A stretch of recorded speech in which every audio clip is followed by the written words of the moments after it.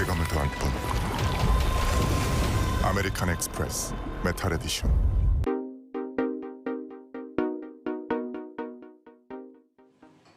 여러분 안녕하십니까? 4월 15일 뉴스 플러스 시작합니다. 먼저 오늘 주목할 소식들입니다. KT가 자산관리 서비스를 제공하는 핀테크 기업 뱅크샐러드 인수를 추진합니다. 인수 가격은 2천억 원에서 3천억 원 사이가 될 것으로 보입니다. KT는 마이데이터 사업을 통해 자산관리 시장에 본격 진출할 방침입니다.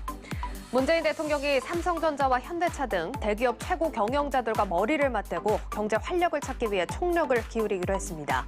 문 대통령은 반도체와 전기차, 조선 등 주요 전략 산업의 현황을 점검하고 대응 전략을 논의했습니다.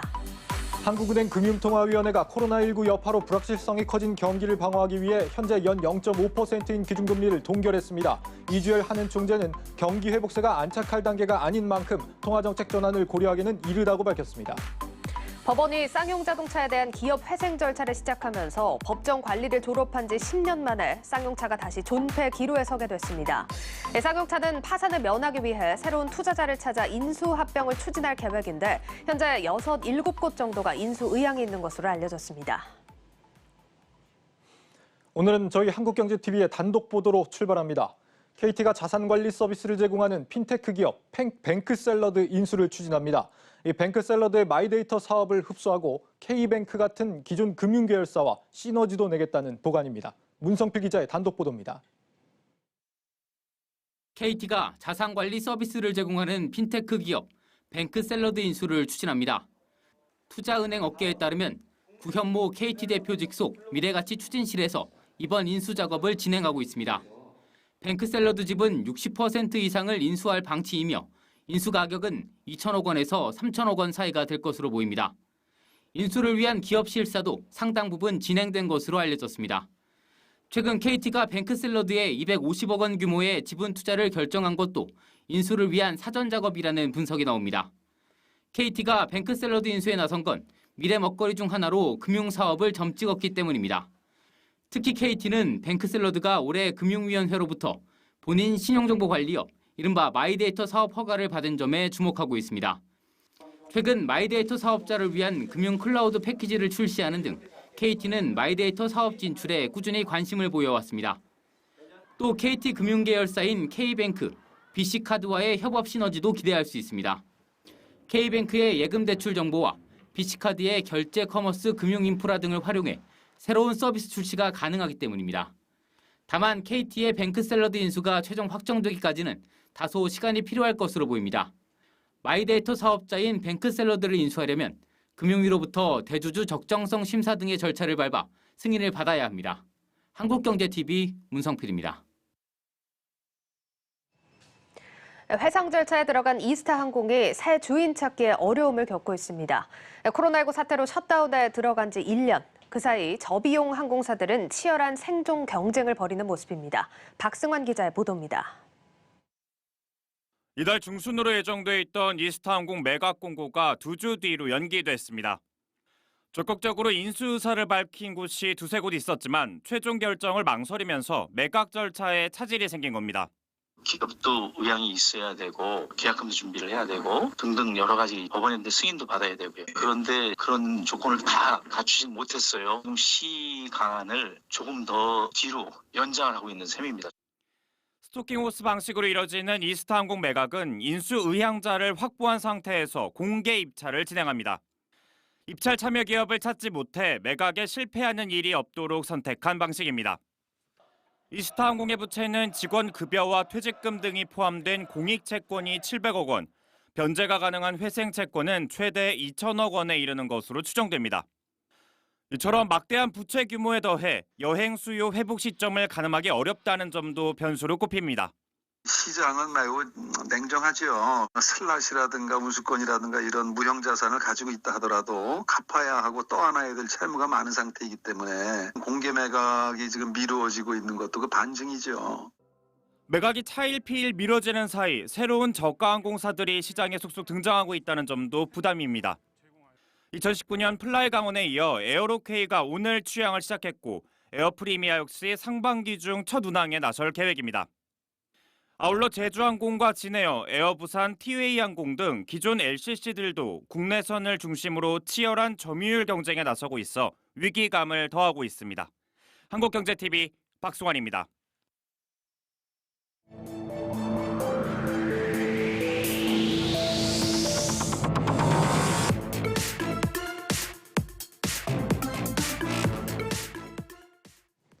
올해 주주총회 시즌은 한 차원 더 업그레이드된 동학개미들을 확인하는 시간이었습니다. 반면 국내 주식 보유 비중이 상당한 이 국민연금은 올해 예년과는 다른 모습을 보이면서 눈길을 끌었습니다. 이번 주주총회 시즌에서 주목해볼 부분들 그리고 앞으로 달라질 부분들 살펴봅니다. 증권부 정희영, 신재근 기자 나와 있습니다. 어서 오십시오. 안녕하세요. 네, 먼저 이번 주주총회에서 달라진 소액주주들의 모습 신재근 기자가 취재를 해왔습니다. 이번에 새로 생긴 3% 룰이 영향을 줬다라고 하는데 3% 룰이라는 게 감사 선임할 때 대주주의 의결권을 3%로 제한하는 장치 아닙니까? 네, 그렇습니다. 3% 룰 말이죠. 감사위원 분리 선출에 적용이 되는데요. 네. 감사위원 분리 선출이란 대주주가 뽑은 이사 중에서 감사위원을 뽑는 것이 아니라 최소 1명 이상의 감사위원을 대주주로부터 독립적인 지위를 갖도록 해서 이사회를 견제하도록 하는 것을 말합니다. 예. 이때 이 감사위원이 사회이사를 겸하게 되면은 이 최대 주주와 특수 관계인의 지분을 의결권을 각각 3%로 제한을 하고 그게 아니라면은 최대 주주와 특수 관계인의 의결권을 합쳐서 이 3%로 더 엄격하게 제한을 하는 것을 말합니다. 그러니까 감사위원 선임의 최대주주의 어떤 의결권이 좀 제한이 되면서 상대적으로 소액주주들이 들어갈 어떤 룸이 더 많이 생겼다 이런 의미로 풀이가 되는데 이번에 실제 이 3% 룰이 적용된 회사가 있었습니까?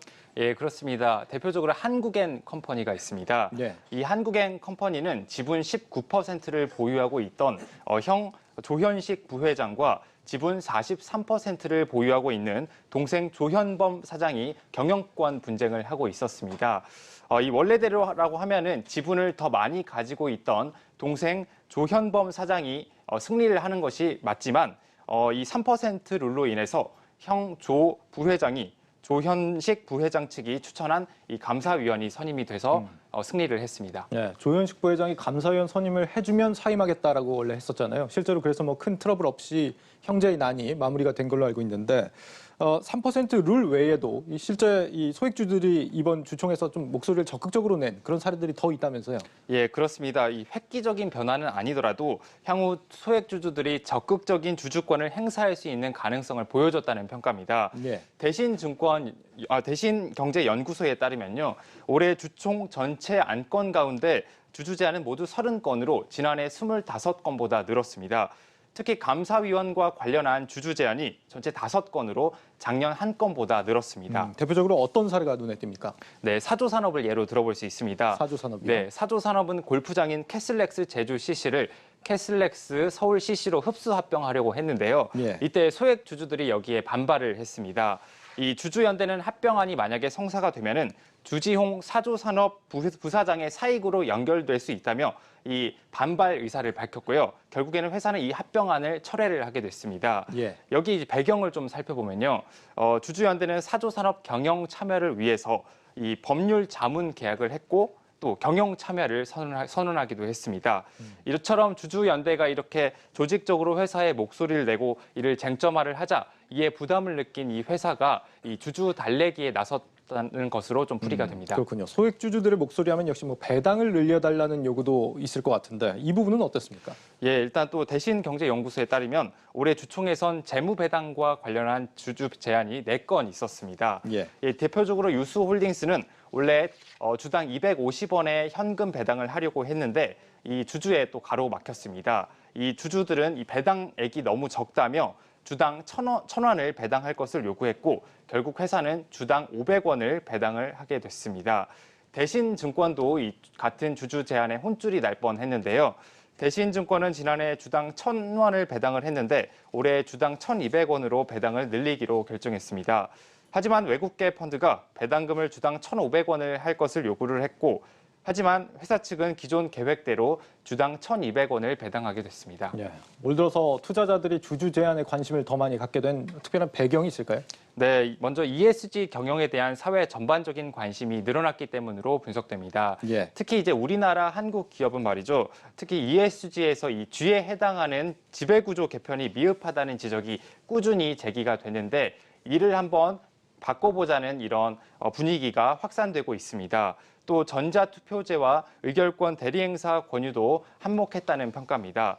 직접 주총장에 가지 않더라도 이 온라인으로 의결권을 행사를 할 수 있고 또 시간과 공간의 제약을 받지 않고 이 주주로서의 권리를 행사할 수 있다는 점에서 또 긍정적이습니다. 실제 또 전자투표 시스템을 도입한 상장사는 작년보다 28% 증가했고요. 예. 여기에 더해서 장기 저성장 국면이 이어지면서 이 기업 가치를 높일 수 있는 방법으로 주주 제한이 효과적이라는 분석도 또 힘을 얻게 됐습니다. 예, 비대면과 ESG 시대적인 좀 환경이 영향을 미쳤다라는 생각이 드는데, 자 이번 주총에서 눈여겨볼 부분으로 이 소액 주주들의 입김이 세졌다는 점을 한 가지 좀 살펴봤고, 또 한 가지 살펴볼 게 이 국민연금의 영향력 부분입니다. 이 국내 증시에서 워낙 큰 비중을 차지하기 때문에 올해 이 주총 시즌에서 어떤 영향을 미쳤나가 좀 궁금한데 이 소식은 정의영 기자가 준비했죠. 어떻습니까? 네.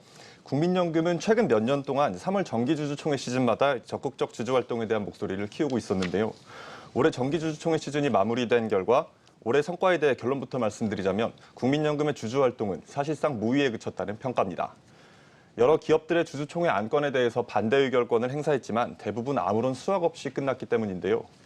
대표적으로 조원태 한진그룹 회장의 대한항공 사내이사 선임에서도 국민연금이 반대표를 행사했는데요. 하지만 국민연금을 제외한 대다수 주주들이 찬성표를 던지면서 80%가 넘는 압도적인 찬성률을 기록하고 원안대로 통과됐습니다. 네. 대한항공뿐 아니라 주요 기업들의 주주총회 가운데 우리금융지주와 하나금융지주의 이사 선임 안건에 반대표를 행사했지만 결국 원안대로 통과됐고요. 삼성전자와 포스코, SK텔레콤, 삼성 SDI를 비롯한 다수 기업의 이사 보수안도에도 반대표를 행사했지만 결국 원안대로 통과됐습니다. 소액 주주들은 영향력이 커졌는데 반면에 국민연금은 좀 오히려 축소가 된 느낌입니다. 혹시 예전에도 이랬습니까? 네, 국민연금의 반대표 행사가 별다른 힘을 쓰지 못한 거는 사실 비단 올해만의 일은 아니었는데요. 네. 국민연금이 스튜어드십 코드를 도입한 이후 첫 주주총회 시즌은 2018년이었는데 지난 2018년 이후부터 국민연금의 반대표 행사 건수는 연간 500여 건 수준입니다. 하지만 이 가운데 실제 부결로 이어진 건수는 2018년도에 6건, 2019년도에는 21건, 2020년도에는 9건이었는데요. 이 수치를 비율로 환산해보면 반대 의결권을 행사하고 실제 부결로 이뤄진 사례는 연평균 1에서 3% 정도 수준에 그칩니다. 스튜어드십 코드 이전과 비교해보더라도 2017년도에는 373건에 대해 반대표를 행사했고요. 이 중 2% 남짓한 7건이 부결된 것과 비교해보더라도 별반 차이가 없는 것으로 보입니다. 스튜어드십 코드라는 게 그러니까 연기금들이 기업 의사결정에 좀 적극적으로 참여하기 위한 지침 같은 건데 국민연금 반대표 행사가 굉장히 좀 많아진 데 비해서 실제 부결로 이어지는 경우는 그렇게 늘지가 않았다. 이유가 어디에 있습니까? 네, 국민연금이 보유한 지분이 압도적인 영향력을 행사할 만큼의 수준은 아니었기 때문인데요. 국민연금이 지분 5% 이상을 보유해 대주주에 올라 있는 기업의 수는 260여 개 기업입니다. 예. 이 기업들 가운데 가장 많은 지분을 보유한 기업은 13%대에 불과하고요. 평균 보유 비율은 약 8% 수준입니다. 최대 주주에 올라 있는 기업 9개사 역시 평균 보유 비율은 11%대에 그칩니다. 정기주주총회에서 안건 통과를 시키려면 참석 주주의 절반 이상의 동의가 필요하거든요. 하지만 국민연금은 많아야 10% 내외의 지분을 보유하고 있는 만큼 압도적인 영향력을 행사하기보다는 주요 쟁점에 대해서 캐스팅 보트 역할에 그칠 수밖에 없다는 분석이 나옵니다. 예상했던 것보다 국민연금의 영향력이 그렇게 압도적이진 않았네요. 네. 소액 주주들은 올해 주주 제한에 좀 적극적이었다고 하는데 국민연금도 그랬습니까? 네, 소액 주주들이 앞서 말씀 주셨던 것처럼 주주 제한에 활발한 모습을 보였던 것과 달리 국민연금은 단 한 건의 주주 제한도 하지 못했습니다. 네. 올해뿐 아니라 적극적 주주활동 가이드라인을 첫 도입했던 2020년에는 주주 제한 마감 시한인 주총 6주 전 시점을 맞추지 못하면서 주주 제한이 결국 불발된 바 있는데요. 지난 2월 초순까지만 해도 국민연금이 올해는 다양한 주주 제한을 쏟아낼 가능성이 있다는 전망이 나왔었습니다. 하지만 지난해부터 삼성, LG, SK, 그리고 포스코 등 주요 대기업과 계열사를 포함한 80여 개 기업에 대해 투자 목적을 단순 투자에서 주주 제한이 가능한 일반 투자로 변경했기 때문인데요. 예. 하지만 올해는 포스코, 삼성물산, 그리고 4대 금융지주사를 대상으로 주주 제한 여부에 대한 논의만 이뤄졌을 뿐이지 결국 6주 전이란 기한을 맞추지 못하며 올해 역시 한 건의 주주 제한도 하지 못했습니다. 기한 내에 논의만 했고 제한은 못했다. 왜 그런 겁니까? 네, 해당 기업들에 대한 주주 제한 안건이 지난 1월 말 기금위 당시에 당일날 참여연대를 중심으로 위원 발의로 돌발 상정됐기 때문인데요. 이날 기금운용위원회 위원장인 복지부 장관이 추가 논의가 필요하다고 밝히면서 의결 시점을 뒤로 미뤘거든요. 예. 추가 논의를 시사한 시점이 이제 1월 말이고 6주 전 기간을 맞추기 위해서는 늦어도 2월 중순까지는 마무리됐어야 하는데 2주 남짓한 시간이 촉박했던 탓에 논의만 하고 결국에는 주주 제한으로 이어지지 못했던 겁니다. 그렇군요. 올해 주총 시즌에 이 두 가지 변화를 짚어봤는데 이런저런 환경들이 바뀌면서 좀 보완이 필요한 부분도 있을 것 같습니다. 뭐가 필요하고 어떻게 달라지는지 마지막으로 좀 들어보죠. 신 기자. 네, 의결권 자문사 사이에서는 이 주주 제한을 할 수 있는 요건을 완화를 해줘야 된다 이렇게 말을 합니다. 네. 현재는 주주 제한을 하려면요. 비상장사 같은 경우에는 주식을 3% 이상 보유를 해야 되고 상장사 같은 경우에는 주식 6개월 이상 보유를 전제로 자본금이 1,000억 원 미만이면은 주식 1% 이상을 가지고 있어야 되고 자본금이 1,000억 원 이상이면은 주식 0.5% 이상을 가지고 있어야지 주주 제한을 할 수가 있습니다. 예. 또 주식을 3% 이상 가지고 있다면 보유 기간과 상관이 없이 주주 제한을 할 수 있습니다. 이처럼 이 기준을 완화해줘서 개인 투자자들도 적극적인 주주 제한을 하도록 해야 된다는 말입니다. 또 임시 주주총회에 대해서도 적극적으로 주주 제한을 할 수 있도록 법을 바꿀 필요가 있다는 지적이 의결권 자문사 사이에서 나오는데요. 현재 상법상으로는 주주가 주주 제한을 하려면 주총 6주 전까지 이 주주 제한서를 제출을 해야 됩니다. 예. 하지만 임시 주총은 보통 주총 2주 전에 소집 통보가 되는 것을 고려를 하면은 이 물리적으로 주주 제한을 할 수 없다는 지적입니다. 예. 네, 이제 임시주주총회뿐만 아니라 이제 앞서 말씀드렸던 것처럼 국민연금 역시 논의는 했지만 6주 전 기한이라는 그걸 맞추지 못해서 이번 정기주주총회 시즌에도 주주 제한을 하지 못했다고 말씀드렸잖아요. 예. 만약 요건이 완화된다면 국민연금의 적극적인 주주 활동은 탄력을 받을 가능성이 높아지겠죠. 이와 별개로 올해 주주총회 시즌에서 국민연금의 주주 제한 여부를 논의하는 과정에서 세부 지침이 마련되지 않았다는 것도 논의가 길어지게 만들었던 원인으로 지목되고 있는데요. 국민연금은 올해 6월부터는 환경, 사회, 그리고 ESG 중에 E와 S가 되겠죠. 이런 곳에 문제가 있는 기업에 대한 주주 제한 근거를 마련하는 것과 동시에 2023년까지 순차적으로 책임 투자 활성화 관련 세부 지침을 마무리 지을 계획을 밝혔습니다. 예. 때문에 스튜어드십 코드 도입 이후 매년 주주총회 시즌에서 별다른 활약을 하지 못하고 있는 국민연금이 내년도부터는 달라진 모습을 보일 수 있을 것이라는 전망도 나오고 있습니다. 네. 증권부 정희영, 신재근 기자였습니다. 수고했습니다.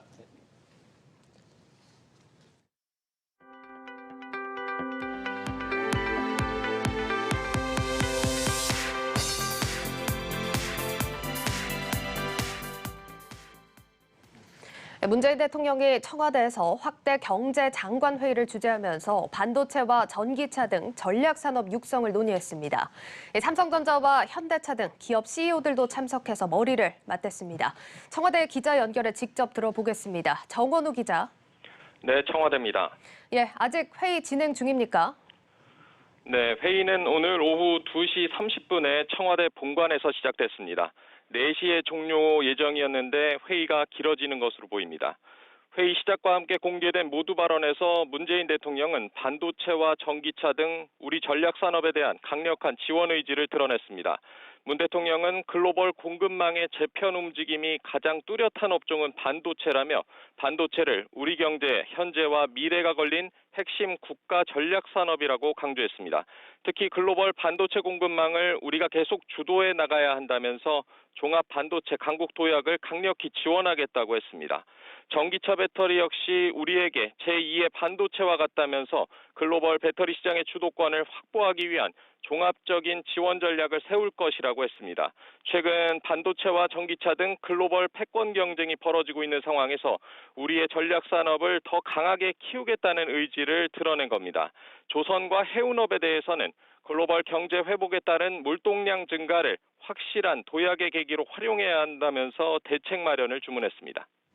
예, 오늘 회의에는 기업 CEO들도 대거 초청이 돼서 함께 해법을 논의했다고요?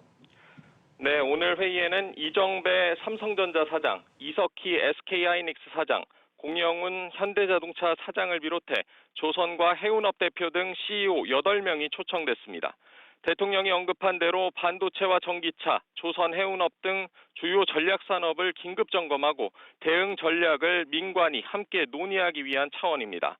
앞서 조 바이든 미국 대통령이 반도체 화상회의를 열고 삼성전자 등 글로벌 기업들에게 투자를 요청한 것은 잘 알려져 있습니다.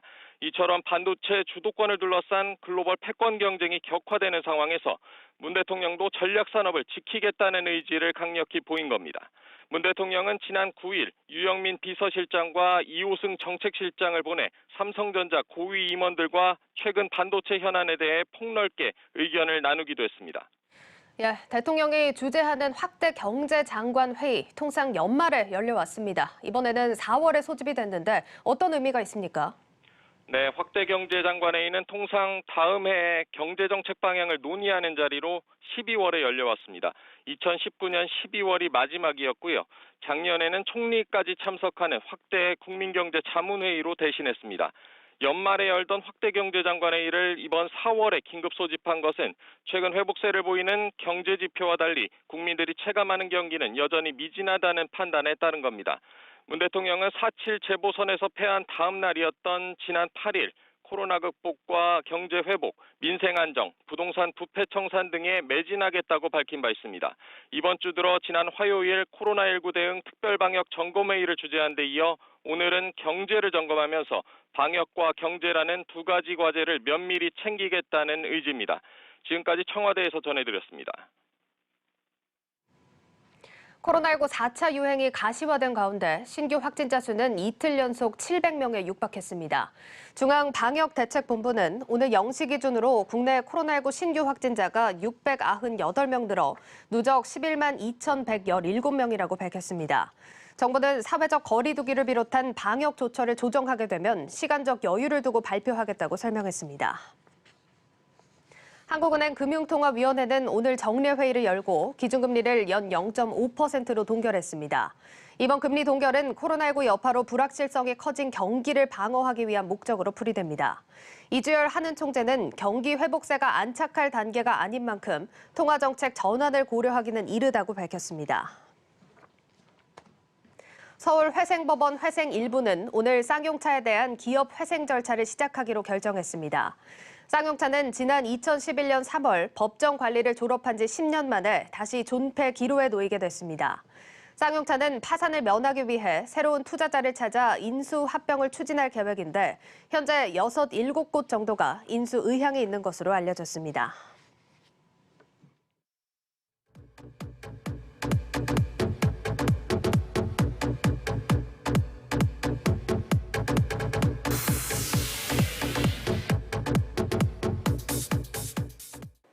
전세 수급 불균형으로 인해 빚어진 전세 대란이 올해까지 이어지고 있습니다. 전세 품귀 현상을 해소해줄 정부와 LH의 대안이 이곳에 있다고 하는데요. 과연 어떤 곳일까요? 오늘 저와 함께 가보겠습니다. LH가 경기도 안양에서 공급하는 공공 전세주택입니다. 월 임대료 없이 보증금만 내면 되는 전세 형태의 임대주택입니다. 공실로 남은 임대주택을 전세로 공급한 적은 있었지만 처음부터 전세로 공급하는 건 이번이 첫 사례입니다. 전세 보증금은 1억 8천만 원에서 2억 5천만 원인데 인근 시세의 82% 정도입니다. 상대적으로 낮은 가격에 최장 6년까지 거주할 수 있습니다. 그렇다면 주택의 품질은 어떨까? LH가 공급하는 공공 전세주택에 나와 있습니다. 이곳은 전용 60에서 80제곱미터로 구성돼 있어 기존에 공급하던 임대단지보다 상대적으로 큰 평형대를 자랑합니다.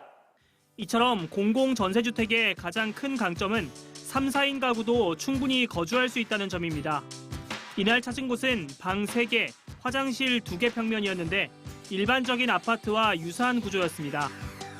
외관만 봤을 때는 나홀로 아파트와도 비슷해 보입니다. 또한 민간이 시공하고 LH가 매입한 방식이라 공공임대주택이라서 품질이 떨어진다는 우려도 적습니다. 기존에 공급하는 매입형 임대주택에 비해서 거주 공간이 훨씬 넓습니다. 3, 4인 가구도 충분히 거주 가능한 그런 공간의 평면 구성이. 그렇다면 공공전세주택이 치솟는 전세 시장을 안정시킬 해법이 될 수 있을까? 업계에서는 매물이 끊긴 전세 시장에 숨통을 틔울 수는 있겠지만 근본적인 해법이 되긴 어렵다고 분석합니다. 이유는 공급 물량. LH는 올해 서울에서 3,000가구, 경기 인천에서 3,500가구를 공공전세주택으로 공급할 계획입니다. 하지만 이 정도 물량으로는 지금의 전세 품귀 현상을 진정시키기는 한계가 있습니다. 실제 지난해 초까지만 해도 서울 아파트 전세 매물은 4만 5천 호에서 5만 호 수준이었는데 현재는 그 절반 수준을 밑돕니다. 공공전세주택을 단기간에 공급한다 해도 시장에서 사라진 전세 물량을 메우기는 무리가 있습니다. 더군다나 공공전세주택은 앞으로 2년 동안만 한시적으로 운영될 제도라 중장기적인 전세 대책이 되기는 어렵습니다. 이번 제도 시행과 더불어 민간의 전세 물량을 회복시킬 추가적인 방안이 필요하다는 분석이 나오는 이유입니다. 물량 자체가 워낙 적어가지고 시장 안정화 효과는 거의 없을 것으로 보이고, 하긴 하지만은 이제 계속적으로 공급하면은 서민 주거 안정에는 도움이 될 것이다.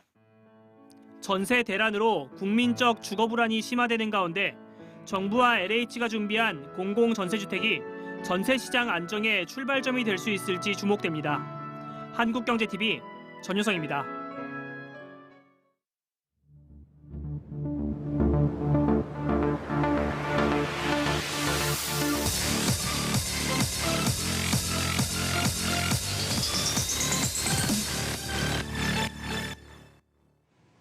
네, 박혜린 증권부 기자와 함께하는 뉴스앤마켓 시간입니다. 자, 4월로 접어들면서 활기를 찾은 시장 벌써 절반이나 지나갔습니다. 이제 시장에서는 하반기 전략에 집중을 하고 있는 모습인데요. 앞으로 주목해야 될 기업 이슈들 박혜린 기자와 함께 이야기 나누겠습니다. 박 기자 어서 오세요. 안녕하세요. 자, 이제 벌써 5월을 또 준비를 해야 될 것 같은데 5월에 또 이슈 많이 남아있죠? 네, 대표적인 게 아마 LG 인적 분할일 겁니다. 네, 오늘 네. LG를 비롯해서 그룹주들이 힘을 받는 것도 이 이슈 때문일 겁니다. 그렇습니다. 인적 분할 이슈로 LG가 장중에 또 11만 원을 돌파를 해주는 모습이었는데 저번에 자세히 다뤄보긴 했지만 한 번 더 정리를 해볼까요? 네, 알겠습니다. 간단하게 말씀을 드리자면 LG가 쪼개져서 LX 홀딩스라는 신설 지주사가 설립되는 겁니다. 인적 분할 형식으로 진행되는 거고요. LX 홀딩스는 보시다시피 LG 상사를 비롯해서 4개의 회사를 가져가게 됩니다. 네. 결과적으로는 기존 지주사인 LG와 신설 지주사인 LX 홀딩스로 그룹이 재편되게 되는 겁니다. 크게 LG와 LX 홀딩스로 나뉜다 이렇게 간단하게 또 체크를 해보시면 될 것 같고요. 요즘에 인적 분할 얘기가 정말 일주일에 한 기업 다룰 때마다 한 번씩 나오는 것 같아요. 네, 인적 분할은 주주들이 기존 회사와 신설 회사의 주식을 모두 갖게 되는 방식입니다. 즉 분할 전에 LG의 주식을 갖게 되면 LX 홀딩스의 주식도 받을 수 있는 건데요. 오늘 LG 주가가 크게 오른 것도 이 기회를 노리려는 투자자들의 자금이 몰린 영향으로 해석을 해볼 수도 있습니다. 예, 시장에서 관심이 크게 쏠린 사안입니다. 거래 정지 시점도 얼마 안 남은 걸로 알고 있는데 언제까지 매수를 해야 됩니까? 네, 이달 29일부터 거래가 정지되니까 LG를 사서 LX 홀딩스 주식까지 받고 싶다 하시는 분들은 이 전에 매수를 하셔야 하고요. 네. 변경 재상장일은 다음 달 27일입니다. 즉 거래 정지 전에 LG 주식을 사신 분이라면 5월 27일 주식 계좌를 열어보면 LG 주식과 LX 홀딩스 주식 모두가 들어있을 겁니다. 네. 분할 비율은 약 91대 9로 진행이 되는데 LX 홀딩스의 경우 재상장과 동시에 액면가가 5,000원에서 1,000원으로 분할되면서 이게 숫자가 조금 달라집니다. 결과적으로 LG 주식 100주를 갖고 있는 투자자라면 LG 주식 91주, LX 홀딩스 주식 44주를 받게 된다라고 생각하면 쉽습니다. 네, LX 홀딩스도 지금 액면가 분할이 되는 점도 유념을 하셔야겠고 29일부터 거래가 정지되는 사안입니다. 자, 이제 LG 주식이 29일부터 한 달간 거래가 네. 정지가 된다는 건데 지금 LG로 편입되는 자회사들도 있고 LX로 편입되는 자회사들도 있습니다. 이 자회사들 상황은 어떻게 되는 겁니까? 네, LG에 남아있는 회사와 LX 홀딩스에 편입되는 회사 모두 정상적으로 거래가 됩니다. 때문에 신설 지주회사에 대한 기대감은 있는데 약 한 달간 거래 정지 기간 동안 자금이 묶이는 게 좀 꺼려진다 싶은 분들은 신설 회사로 편입되는 자회사 중 하나에 투자하는 것도 방법이라는 게 전문가들의 조언입니다. 그러면 지금 시점에서 자회사 얘기를 좀 해보면 좋을 것 같은데 LG 상사 같은 경우는 여러 번 살펴본 적이 있고 이게 실리콘웍스가 LG 계열사인 걸 모르시는 분들도 많은 것 같더라고요. 자, 오늘 주가 실리콘웍스가 같이 또 8% 10%대로 올라왔습니다. 실리콘 웍스 어떻습니까? 네, 오늘 주가가 말해주듯 이 투자자들의 기대감이 굉장히 큰 종목입니다. 네. 실리콘 웍스는 국내 최대 규모의 팹리스 기업입니다. 예, 기업 소개를 좀 들어보기 전에 팹리스에 대한 설명도 같이 좀 덧붙여주세요. 네, 팹리스라는 건 반도체 생산 공장 없이 설계만 전문으로 하는 기업을 의미합니다.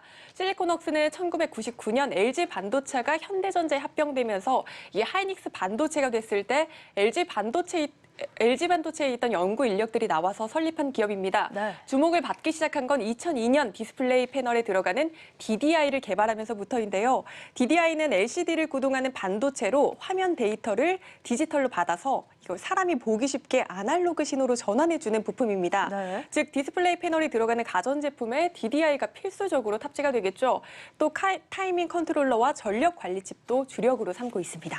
이게 또 한 번에 이해가 되면 좋을 것 같은데 용어들이 아무래도 어렵습니다. 네, 그럼 맥북 에어 혹시 아시죠? 네, 알죠. 네, 2007년 애플이 초슬림 노트북에 들어갈 패널을 LG 디스플레이 요청을 하는데 이때 협력사였던 실리콘웍스가 새로운 DDI를 개발해서 LG 디스플레이 납품을 하게 됩니다. 네. 맥북 에어가 탄생하는데 실리콘웍스가 큰 역할을 한 겁니다.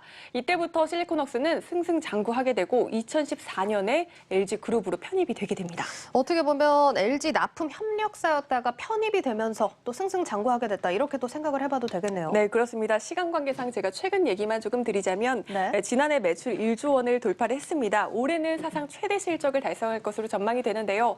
앞서 설명드린 DDI는 현재 글로벌 디스플레이 주요 부품들 중 가장 공급 부족이 심각한 부품입니다. 네. 업계에선 연말까지 공급 부족이 지속될 가능성을 높게 점치고 있습니다. 판매 가격도 오를 테니까 이에 따른 수혜도 예상이 되겠죠. 또 업황도 좋고 이번에 신설 지주로 편입됨에 따라서 그룹 내에서 집중적으로 육성할 것으로 예상된다는 점도 투자 포인트입니다.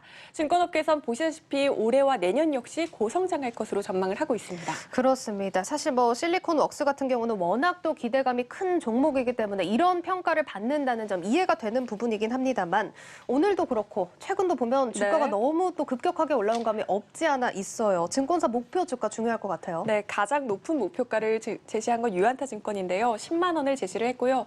평균적으로 증권사들은 9만 4천 원 정도를 제시를 했는데 보시다시피 오늘 주가가 크게 상승을 하면서 이를 뛰어넘었다는 것까지 확인해 보실 수 있습니다. 그렇습니다. 거의 또 근접하게 또 목표가가 나온 모습인데 급등세를 감안해서 또 추후에 리포트들 제시되는 것들 확인을 해보셔야겠습니다. 자, LG 인적 분할도 29일부터 거래 정지가 된다는 점 참고를 해보시면 좋겠습니다.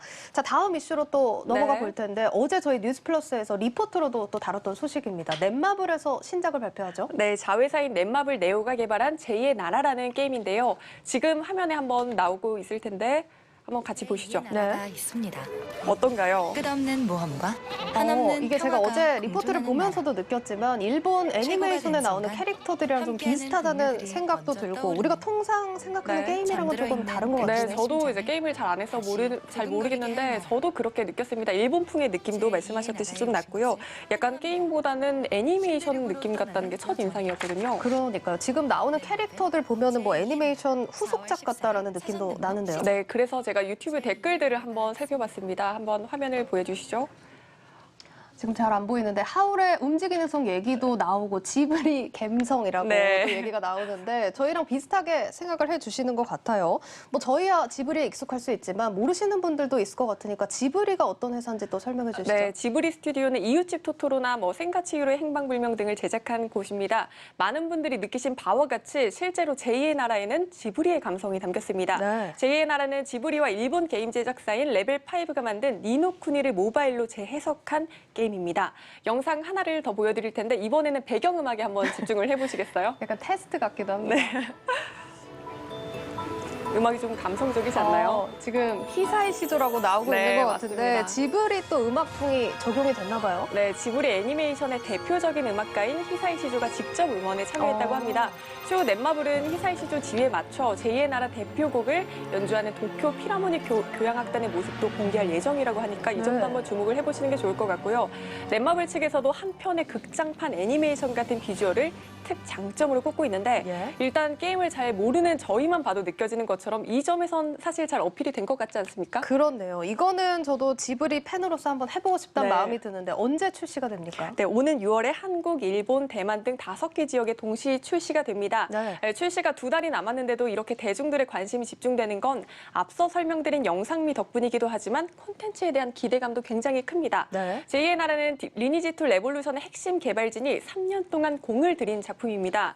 또 얼마 전 넷마블이 신사옥으로 이사를 했는데요. 신사옥 시대 첫 대작인 만큼 넷마블 자체적으로도 거는 기대가 굉장히 큰 작품이라고도 합니다. 게임이 나오면 저희가 직접 한번 해보고 또 후기를 전해드리도록 하죠. 자, 그렇지만 또 게임 회사들의 리스크도 확실한 상황입니다. 확률형 아이템 논란, 이 부분은 또 어떻게 적용되고 있습니까? 네, 넷마블은 제2의 나라에서 최대한 확률형 아이템을 배제하겠다라고 밝혔습니다. 또 넷마블 관계자는 과금을 하지 않더라도 즐겁게 할 수 있는 비즈니스 모델을 선택했다라며 확률은 최대한 공개하겠다라고 밝혔습니다. 향후 게임이 출시되면 이 부분도 한번 주목을 해보는 게 좋을 것 같습니다. 알겠습니다. 지금 뭐 크게 기대감을 받고 있는 상황인데 일단 신작 기대감 때문인지 주가도 상황이 좋습니다. 네, 맞습니다. 여기까지는 사실 게임 유저들이 주목하는 부분이었다면 투자자들이 제2의 나라에 주목하는 이유를 앞으로 좀 설명을 드리도록 하겠습니다.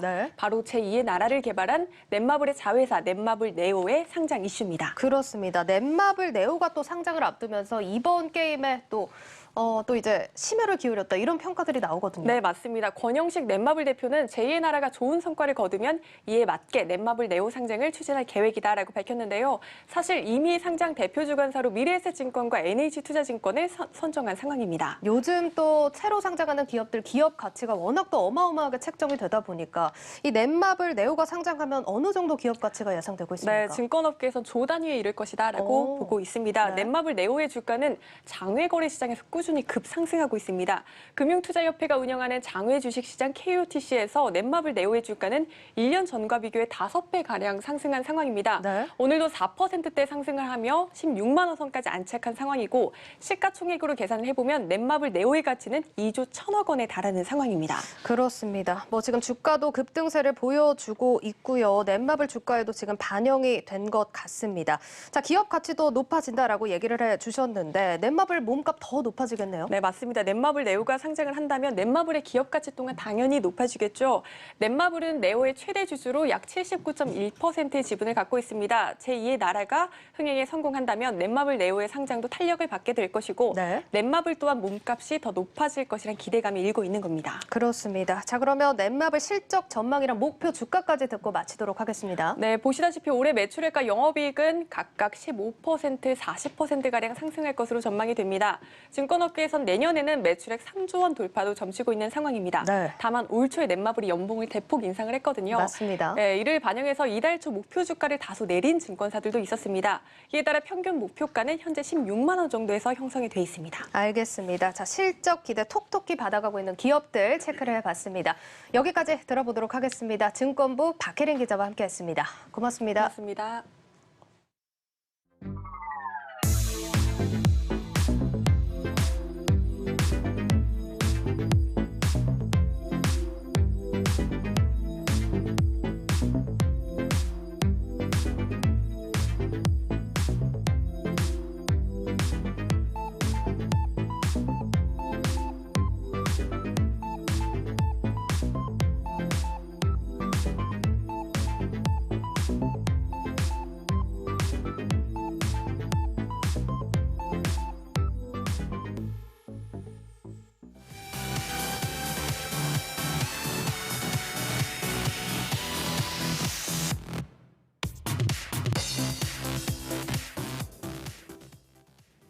네, 이지호 기자와 함께하는 플러스픽 시간입니다. 이 기자, 갑자기 안 나와서 애타게 찾는 시청자들이 많았습니다. 결과적으로 별 문제가 없었죠? 네, 별 문제 없이 건강하게 돌아왔습니다. 그냥 쉰 거였습니다. 아닙니다. 뭐 앞으로 오늘부터 다시 파이팅 하길 바라겠습니다. 첫 번째 키워드 같이 보죠. 네. 치킨의 배신, 치킨이라고 되어 있습니다. 네, 혹시 치맥 좋아하십니까? 치맥 좋아하죠? 네, 저도 굉장히 좋아하는데요. 보통은 치킨하면 맥주를 빼뜨릴 수 없을 정도로 치맥이라는 신조어까지 생길 정도입니다. 그런데 코로나19 영향으로 치킨은 굉장히 잘 나가고 있는데 반해서 이 맥주 같은 주류 업체는 울상인 모습을 보이고 있어서 키워드를 이렇게 잡아봤습니다. 치킨에 맥주는 정말 빠질 수 없는 궁합인데 네. 치킨만 잘 나가고 맥주는 못 나간다. 이유가 뭡니까? 네, 맞습니다. 일단 지난해 치킨업계 빅3가 사상 최대 매출을 좀 기록을 했습니다. 네. 그림을 좀 준비를 했는데요. 1위 업체인 교촌 F&B는 지난해 4,476억 원의 매출로 사상 최고 실적을 냈고요. 2위인 BH 역시 지난해 4,004억 원의 매출을 올렸고 3위인 BBQ 운영사 제네시스 BBQ도 3,346억 원의 매출을 기록했습니다. 이 3사가 시장 점유율 60%를 차지하고 있는데 여기에 매출이 1조 원을 넘긴 것은 이번이 처음이라고 합니다. 코로나 영향이겠죠, 역시? 네, 맞습니다. 매장 매출은 조금 줄었지만 배달 수요가 급증하면서 치킨 매출이 좀 늘었던 것으로 좀 풀이가 되는데요. 예. 실제로 교촌 치킨의 경우에는 지난해 전체 가맹점의 배달 매출이 전년보다 21% 증가했다고 알려집니다. 여기에 국내 치킨 시장이 주요 업체 위주로 재편되고 있는 결과라는 분석도 있는데 아까 말씀드렸던 빅3 업체가 상위 10개 업체 가운데 차지하는 시장 점유율이 2014년 60%에서 2018년 65%로 커졌습니다. 그런데 주류가 잘 안 팔린 거 보면 집에서 술은 잘 안 마시나 봅니다. 혹시 집에서 술 자주 드시나요? 그럼요, 뭐 종종 먹습니다. 저도 종종 먹지만 이게 집에서 먹을 때는 양이 또 밖에서 먹을 때 다른 사람들과 먹을 때 좀 다르잖아요. 그런 영향으로 좀 풀이가 되는데요. 그나마 뭐 홈술이나 혼술 등으로 가정시장의 소비가 조금은 늘었지만 식당이나 술집이 모두 영업시간이 제한이 되고 있고 또 주류 소비가 많은 유흥업소에서는 아예 영업이 제한됐던 경우도 있었기 때문에 이런 영향이 컸던 것으로 좀 보입니다. 일단 맥주 카스를 파는 오비맥주의 지난해 매출은 전년보다 12.3% 감소했고요. 소주 처음처럼을 파는 롯데칠성 음료의 소주 매출도 20.7%나 줄었습니다. 또 우리나라 고유 국내 위스키 업체인 골든블루는 물론 윈저와 조니워커를 수입해서 판매하는 디아지오 코리아의 매출까지 모두 좀 급락했다라고 전해주고 있습니다. 주종을 가리지 않고 전부 매출이 줄었나 보네요. 네. 그런데 이 와중에도 잘 나가는 주류가 있었다면서요? 네, 맞습니다. 이 와중에도 맥주 테라와 또 소주 진로이즈백을 내놓은 하이트 진로만 잘 나갔는데 혹시 태진아 잘 아시겠죠? 글쎄요, 가수 태진아요? 네, 모르는 척 하시는 것 같은데 네. 테라와 진로 이즈백을 섞어 먹으면 태진아 이게 되게 맛있다. 이런 입소문이 굉장히 요즘에 많이 나고 있습니다. 예. 그래서 하이트 진로의 지난해 매출은 전년보다 10.9% 늘어난 2조 2,563억 원을 기록했는데요. 이 술집 등 유흥업소의 어떤 영업이 제한된 상황에서도 이렇게 사람들이 태진아를 찾는 거 보니까 얼마나 많이 인기가 있었는지를 좀 실감할 수 있었던 것 같습니다. 증권사들은 백신 공급이 본격화되면 하이트 진로의 실적 개선이 더 이루어질 것으로 전망하면서 뭐 보시는 것처럼 하나금투는 목표 주가를 48,000원, IBK 투자증권은 51,000원까지 올려잡기도 했습니다. 이것도 어떻게 보면 바이럴 마케팅의 일환일 수도 있겠습니다. 네. 이 태진아 말고 테슬라라는 것도 있는데 혹시 들어봤습니까? 테라 플러스 참이슬인가요? 아니, 저는 그 일론 머스크의 테슬라 얘기한 거였는데 네. 예, 역시 주당은 좀 생각이 다른 것 같습니다. 다음 키워드 보겠습니다. 네. 집주인 긴장해 이렇게 되어 있네요. 네, 임대차 3법의 마지막 퍼즐인 전월세 신고제가 6월 1일부터 시행이 됩니다. 전월세 신고제로 집주인의 임대소득이 고스란히 드러날 것으로 보이면서 집주인들이 좀 긴장해야 될 것 같다 이런 얘기가 나와서 키워드를 이렇게 잡아봤습니다. 전월세 신고제는 전월세를 들인 집주인이 의무적으로 신고를 하는 그런 제도를 말하는 거죠? 네, 맞습니다. 좀 설명을 좀 해드리겠습니다. 일단 서울, 경기도, 인천 같은 수도권과 또 광역시, 또 세종시 등 지방 주요 도시에서 보시는 것처럼 전세 보증금이 6천만 원을 초과하거나 월세가 30만 원을 초과하는 계약을 하거나 또 갱신을 할 때는 무조건 신고를 해야 되는 제도입니다. 그간은 뭐 소액이나 단기 계약 같은 경우에는 확정 일자를 받지 않는 경우가 많았는데 이제는 이런 계약들도 모두 다 신고를 해야 되면서 이제 임차인들의 세입자들의 전세금을 보호할 수 있게 됐다 이런 목적이라고 볼 수가 있겠습니다. 그러면 여기서 집주인들이 긴장해야 하는 부분은 뭐가 있을까요? 네, 앞서 말씀드렸던 것처럼 지금까지는 정부가 확정 일자 신고를 해야지만 이 계약 상황을 좀 알 수가 있었습니다. 근데 단기 계약이나 뭐 소액 경우에는 확정 일자 신고를 안 하는 경우도 있었죠. 정부는 2017년 잠재적 주택 임대 사업자를 400명으로 추정을 한 바가 있는데요. 현재 170만 명이 등록을 했기 때문에 나머지는 등록 없이 임대 소득을 거두고 있다. 이렇게 할 수 있겠습니다. 하지만 앞으로는 이런 집주인들의 임대 소득이 모두 드러나는 게 좀 위협적인 요소다. 이렇게 볼 수가 있겠습니다. 그러니까 그동안 소득을 숨겨왔던 이 집주인들도 앞으로 세금을 더 낼 수 있다 이런 거군요. 네, 맞습니다. 맞습니다. 월세를 33만 원 이상 받은 집주인은 임대소득세가 좀 부과가 돼야 되거든요. 근데 이번 전월세 신고 대상이 월세 30만 원 초과하잖아요. 그렇기 때문에 이 정보를 이용하면 임대소득세 세원을 알 수 있게 되는 만큼 그게 가능할 것으로 보입니다. 하지만 국토부는 이 신고세 정보를 가지고 과세 자료로 활용할 계획은 없다 이렇게 못을 박았는데요. 이유를 보면 집주인의 부담이 늘게 되면 전셋값으로 전가될 가능성이 있고 그나마 지금 안정세를 찾은 전셋값이 다시 요동칠 수 있다라는 우려 때문으로 보이지만 장기적으로는 결국 정보를 공개하는 수준으로 갈 수 있다 이런 시각들도 있습니다. 과세 자료로 활용할 계획이 없으면 뭘 위해서 이걸 한다는 거죠? 네, 일례로 김현미 전 장관이 지난해 9월에 한 발언이 있는데요. 표준 임대료 도입을 위해서는 기본적으로 임대차 시장 전반의 데이터가 필요하다. 그래서 이런 것들을 확보한 이후에 표준 임대료 도입을 검토하겠다 이랬는데요. 표준 임대료 같은 경우는 임대료 증액을 5% 제한을 하는 내용인데 기존에는 갱신의 경우에만 가능했지만 신규 전세 계약에서도 이걸 가능하도록 한다는 건데 아마 이런 것들을 좀 사용할 수 있지 않을까 이런 생각이 듭니다. 네, 마지막 키워드 보겠습니다. 네. 애게게 구글이 이렇게 돼 있습니다. 네, 그렇게 재미없게 읽으시면 안 되고요. 네. 애게게 구글이 이렇게 읽으셔야 되는데요. 대단히 재밌진 않았습니다. 네. 예.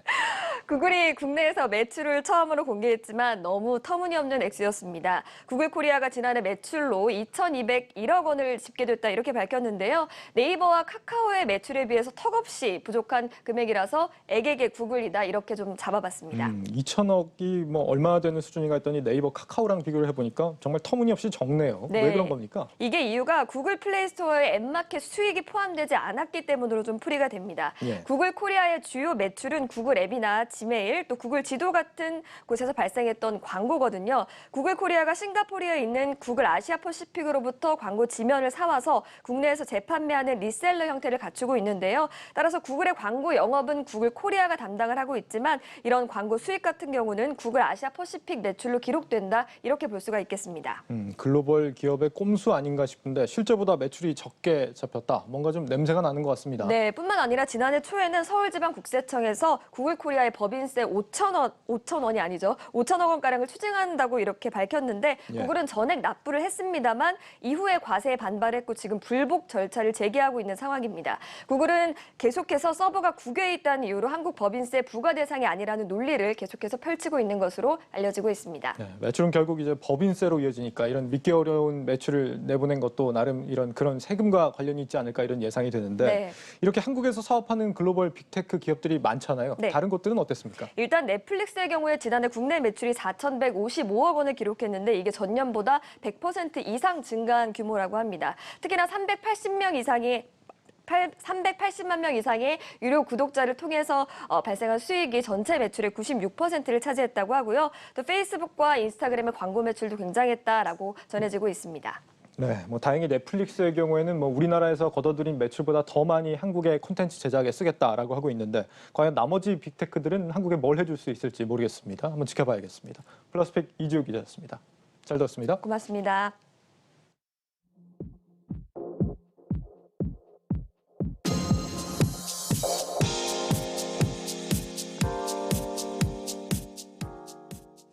놓치면 아쉬운 글로벌 뉴스입니다.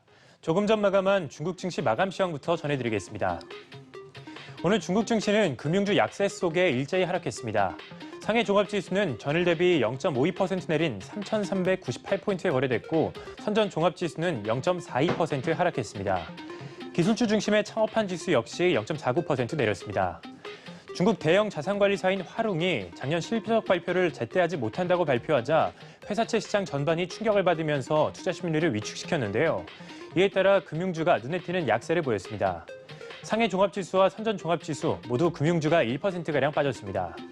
한편 인민은행은 이날 1년 만기 중기 유동성 지원 창구를 통해서 1,500억 위안 규모의 유동성을 공급했는데요. 또한 7일물 역환매 조건부 채권을 통해서도 100억 위안의 유동성을 공급했습니다. 이어서 글로벌 소식도 살펴보겠습니다. LG가 미국 최대 자동차 회사인 제너럴 모터스와 함께 미국 내 두 번째 배터리 공장을 설립한다고 밝혔습니다.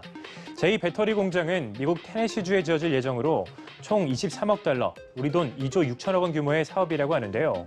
이는 GM과 LG 에너지 솔루션이 현재 오하이오주에 짓고 있는 제1 배터리 공장과 비슷한 규모입니다.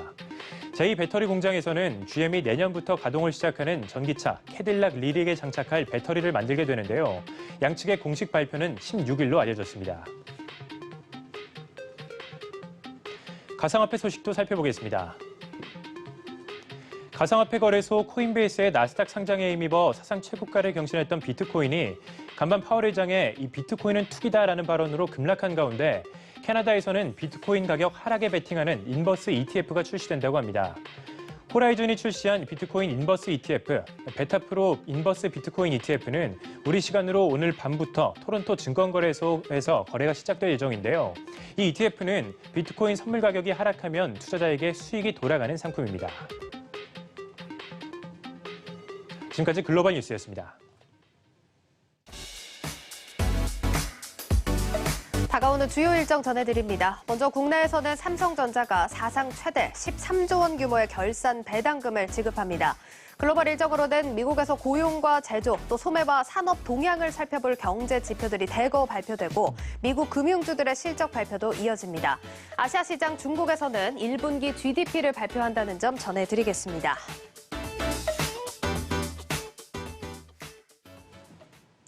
부채 폭발에 대비하라. IMF 고위 관계자가 한국에 대해 이런 고강도 경고를 내놨습니다. 당장 한국의 부채 비율이 높냐? 그건 아닙니다.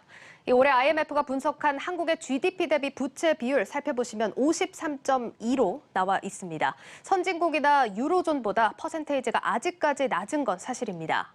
이 문제는 고령화인데 급격한 보건과 복지 비용 지출 때문에 앞으로 부채 비율이 세계 어느 나라보다 가파르게 늘어난다는 겁니다. 무려 20년도 더 됐습니다. 고령화에 대비해야 한다. 이 메아리 없는 외침은 그렇게 겹겹이 쌓여만 갈 뿐 어떤 정책 입안자도 문제를 바로 보지 않았습니다. 밀어놨던 숙제들이 쌓여 낙제로 이어지는 것처럼 모두가 외면한 사이 수백 조에 달하는 고령화 예산들이 밑빠진 독에 물 붓기처럼 빠져나가 이제 부채 폭탄이라는 경고등까지 켜졌습니다. 이제는 바로 봐야 합니다. 이 젊은이들은 왜 아이를 낳지 않는지, 은퇴 세대는 왜 그리 이 부동산에 집착하는지 가장 근본적인 문제를 해소하기 위해 지금까지 없던 개혁과 도전이 요구되고 있습니다. 뉴스플러스 오늘 저희가 준비한 소식은 여기까지입니다. 여러분 고맙습니다.